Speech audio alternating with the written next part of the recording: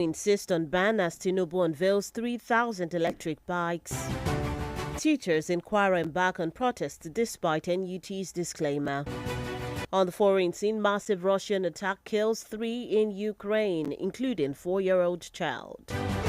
In sports, CAF confirms 1.5 billion naira annual funding boost for NFF. Good afternoon and thank you for staying with us on Diamond 88.7 FM. Lauren, this is the news on the hour. I am Bisola. Oduwole Suleiman. We'll bring you details of the news after this break. Please stay with us.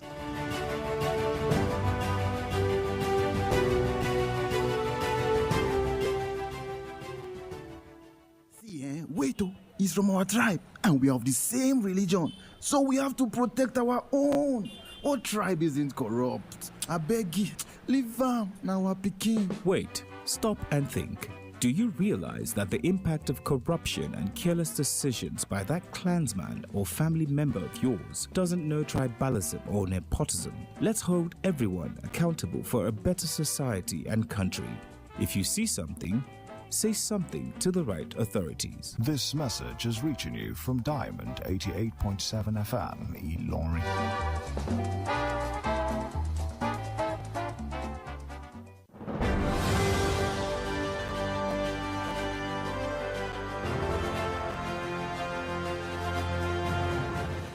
Welcome back from that break. Please note that you can listen to us via our website www.diamondfm.net or watch us live on Facebook at Diamond 87 FM and YouTube Diamond FM Ilorin. Now the news in detail.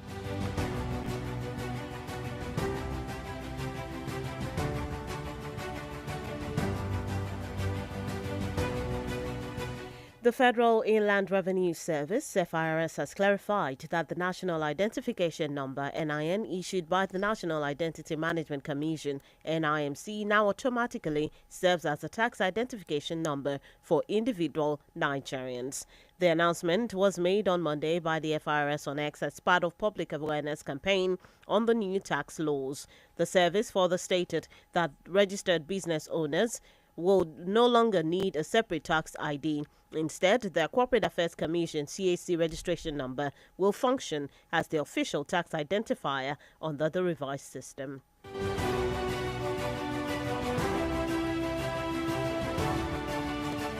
The Nigerian Bar Association (NBA) has raised concerns over controversies surrounding the recently enacted Tax Reform Act, warning that the issues cast serious doubt on the integrity and transparency of Nigeria's lawmaking process.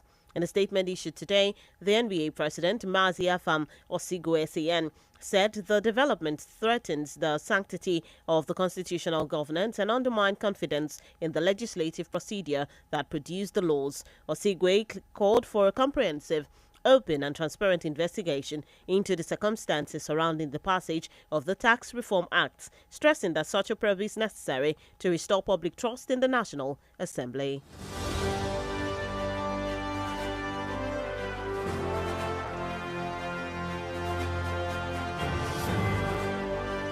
Residents of Borno State are expressing confusion following the unveiling of 3,000 electric bikes by President Bola Tinubu, even as the state maintains its ongoing ban on motorcycle use.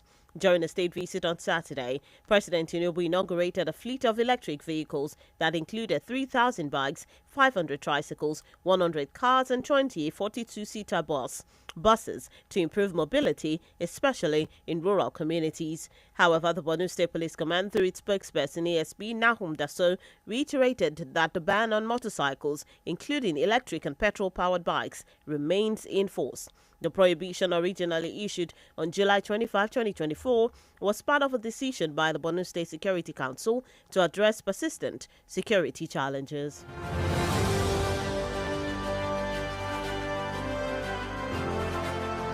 Still in the news, the Kirikasama local government area of Jigawa State has introduced monthly allowances for former chairmen, deputies, councillors and other past political appointees as part of efforts to strengthen engagement with former leaders. The chairman of the council, Maji Wakili Marma, announced the initiative on Monday at the council headquarters, saying it was aimed at enhancing collaboration and recognizing the contributions of past office holders.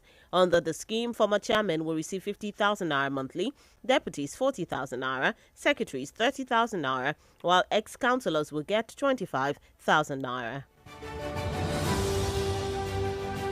And in Kwara State, the Nigerian Union of Teachers and UT Kwara State Wing has today dissociated itself from any protest by public school teachers, saying its leadership did not authorize or direct any demonstration against any institution, individual, or the Kwara State government. In a statement signed by the state chairman, Comrade Yusuf Wahab Agbola, and Deputy Secretary General Moni Mike Modesty Itua, the union also commended the Kwara State government under Governor Abdurrahman Abdulrazak for approving teachers' specific allowances of 27.5% and 21%. The union warned that any person or group protesting in Kwara State under the guise of representing public school teachers does so at their own risk, and directed all teachers across the state to ignore what it described as illegal calls for protest. Meanwhile, the clarification from the NUT followed reports from an anonymous teacher who disclosed that a protest allegedly involving teachers at the NUT office Asadam was staged over what they described as alleged compromise by the union at the expense of broader demands.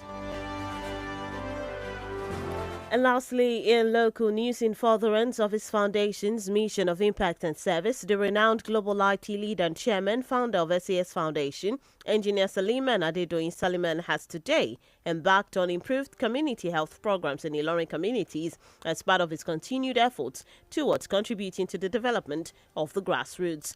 During his scheduled visit and tour of Bakata Primary Healthcare Center in the Ubadawaki area of Ilorin West local government area of Kwara State, Engineer Suleiman, who was conducted around the medical facility, donated a collection of exotic first aid kits as well as medical supplies and equipment to further reinforce the delivery of healthcare services to the people of the community.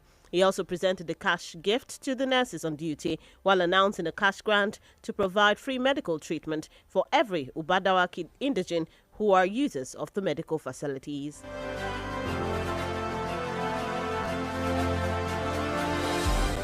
The news on the hour is reaching you from Diamond 88.7 FM Ilorin. That's it on the local scene. We'll take a short break right now. When we return, we'll bring you foreign and sports news on the foreign scene. Massive Russian attack kills 3 in Ukraine, including a 4-year-old child. We'll bring you that story when we return. Please stay with us.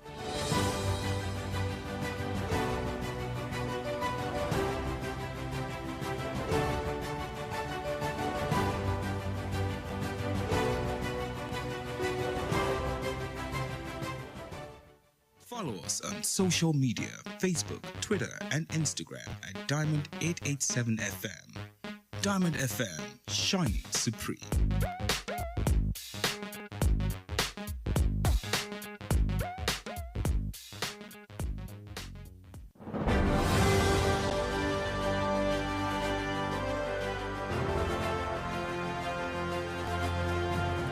Welcome back from that break. You're still tuned in and listening to the news on the hour, reaching you from Diamond 88.7 FM in Ilorin. Before we went on the break, we brought you local stories. Now we move on to the foreign scene.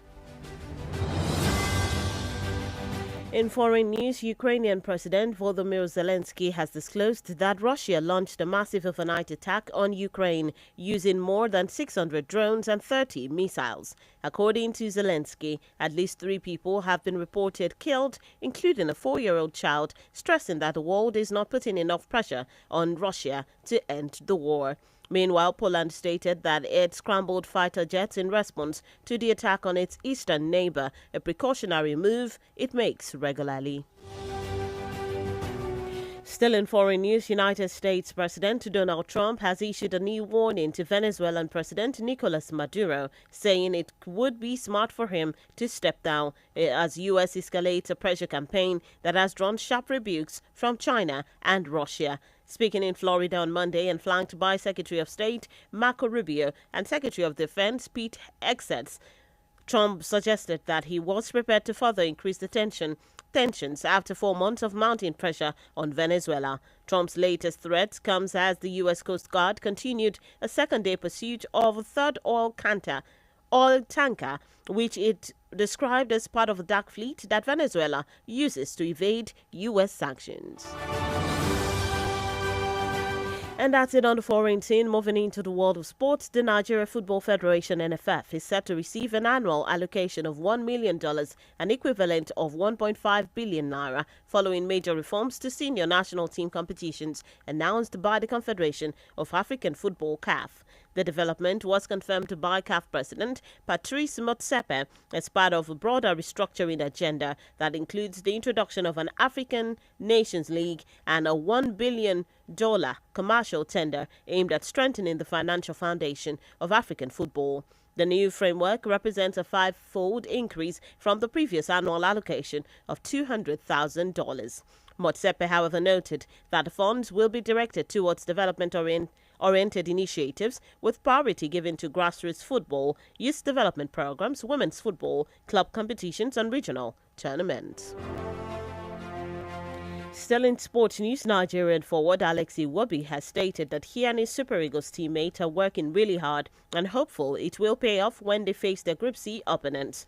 The Fulham FC striker disclosed this on Monday while speaking to journalists before the start of the training season ahead of their opener against Tanzania today. Despite the light rain, the players and the coaching crew were putting in the work as they get set to begin their campaign. Iwobi, however, said the team's focus was on lessons learned from their loss in a previous friendly encounter with Egypt. And that's it in the world of sport. With that, we've come to the end of the news on the hour for today. But before we go, here is a recap of the major highlights as brought to you. FRRS confirms NIN as tax ID. NBA calls for suspension of Tax Reform Act and amid alteration controversy. Borno insists on ban as Tinubu unveils 3,000 electric bikes. Teachers in Kwara embark on protest despite NUT's disclaimer. On the foreign scene, massive Russian attack kills 3 in Ukraine, including 4-year-old child. And in sports, CAF confirms 1.5 billion naira annual funding boosts for NFF. And those are the major headlines as brought to you this afternoon. Before we wrap up the news, we take a look at our Today in History segment. Did you know that on this day in the year 2001, Bolagi, the sitting Minister of Justice and Attorney General of the Federation, was shot dead in his bedroom at his Bodija, Ibadan residence? Now you know.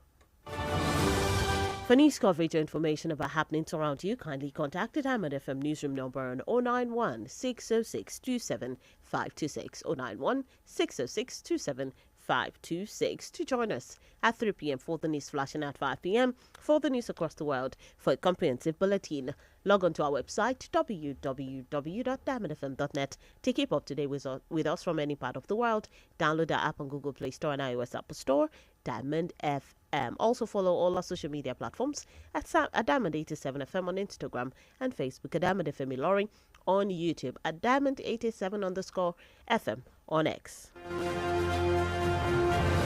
The news on the hour was edited by Nedu Okore. I am Bisola Oduwole Suleiman. Thank you for listening to your shining Supreme station. Just stay tuned for the news in Yoruba coming up shortly. Good afternoon.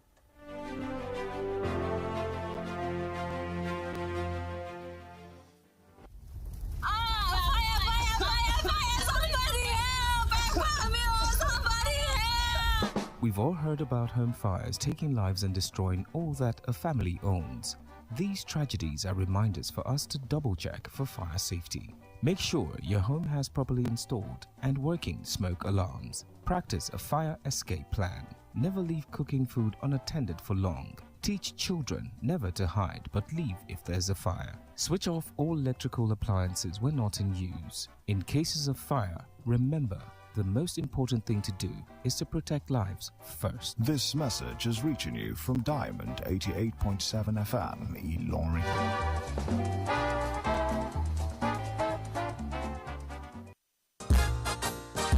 orúkọ mi ni Yèyélúà Tóyìn Adégbọlá mo sì ti lé ní 50 ọdún láyé láàyè àtàyè ìdẹ̀ra. Ìgbòkègbodò mi pọ̀ gan-an nínú iṣẹ́ tí mo yàn láàyò gẹ́gẹ́ bí òṣèré orí ìtàgé. Kì í sì rẹ̀ mí bẹ́ẹ̀ ni kì í sú mi. Àwọ̀ mi sì ń jí pépépé sí bíi tọmọ tuntun lójoojúmọ́. Ẹ fẹ́ mọ̀dí abájọ. Monomin Plus atẹ́jẹ̀ṣe oògùn tó ń fi epo ẹja cod liver oil ṣẹjọ́ ẹ̀ food supplement ni. Èròjà ẹ peléke, ó ń tara ṣe, ó ń mára dán, ó ń